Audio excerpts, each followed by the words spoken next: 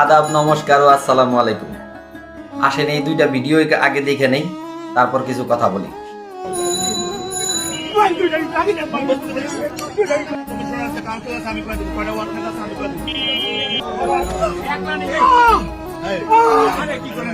PND করেন ওখানে কিভাবে আপনারা কেন মারলো এভাবে? জামা তারা কি আপনাকে মাথার মধ্যে বাড়ি মারছে? আরে কি কামটা করছে? হ্যাঁ এইভাবে বয়স্ক মানুষটাকে মারি কি করছে? হ্যাঁ এটা কোনো রাজনীতি হইতে পারে না। এই রাজনীতি বাংলাদেশের জন্য কোনো সুফল বয়ে নিয়ে আসবে না। আর এই রাজনীতি যদি চলতে থাকে, হয়তো সামনের দিনে রাজনীতিটা আরো সহিংস রূপ নিবে। রাজনৈতিক দলের সবার কাছে আমার একটা আহ্বান থাকবে, যে যে দলের রাজনীতি করেন, রাজনীতিতে মত পার্থক্য হচ্ছে সৌন্দর্য।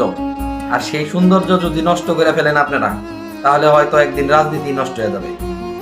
রাজনীতিতে মত পার্থক্য থাকতেই পারে, আর তা না হলে দেশ চলবে না।